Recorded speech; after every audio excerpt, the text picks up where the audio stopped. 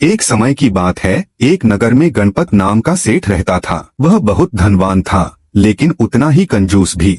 शहर में कोई भूखा सो जाए तो उसे परवाह नहीं, लेकिन अपने घर के दरवाजे पर आने वाले साधु संतों को भी खाली लौटा देता। लोगों में कहावत बन गई थी, सेठ गणपत के घर से कौड़ी भी निकालना मुश्किल है। एक दिन नगर में एक विद्वान पंडित आए। उन्होंने सुना कि यहाँ का सबसे अमीर सेठ बेहद कंजूस है। पंडित ने सोचा, धन का असली मूल्य तभी है जब वह समाज के काम आए। इस सेठ को सबक सिखाना होगा। पंडित साधु का रूप धरकर सेठ के दरवाजे पहुँचे और बोले, सेठ जी, भूखे यात्री को कुछ भोजन दे दीजिए। सेठ ने घूरते हुए कहा, भोजन? यहाँ कोई धर्मशाला थोड़े ही है, चलो चलो आगे बढ़ो। पंडित शांति से बोले, ठीक है, तो एक गिलास पानी ही दे दो। सेठ ने हंसते हुए कहा, यहाँ पानी भी कीमती है, फालतू में क्यों दूं? पंडित मुस्कुराए और बिना कुछ कहे लौट गए। अगले ही दिन उन्होंने नगर में घोषणा करवाई, आज शाम नगर चौक में मैं अद्भुत विद्या दिखाऊंगा, जो देखना चाहे अवश्य आए। शाम को चौक खचाखच भर गया।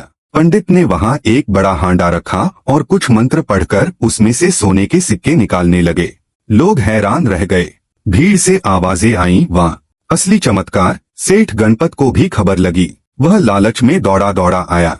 बोला, पंडित जी, यह विद्या मुझे भी सिखाइए, मैं आपको जितना चाहे उतना धन दूंगा। पंडित मुस्कुराए, विद्या पाना आसान नहीं है सेठ जी, इसके लिए परीक्षा देनी पड़ती है। ठीक है, परीक्षा क्या है? सेठ ने उतावलेपन से पूछा।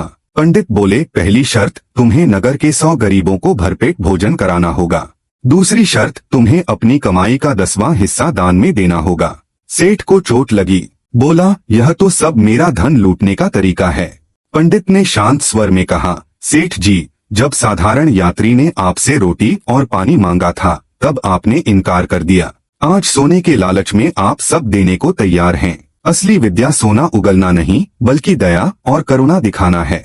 धन वही सार्थक है जहाँ से दूसरों का भला हो। भीड़ ने पंडित की बात पर तालियां बजाईं।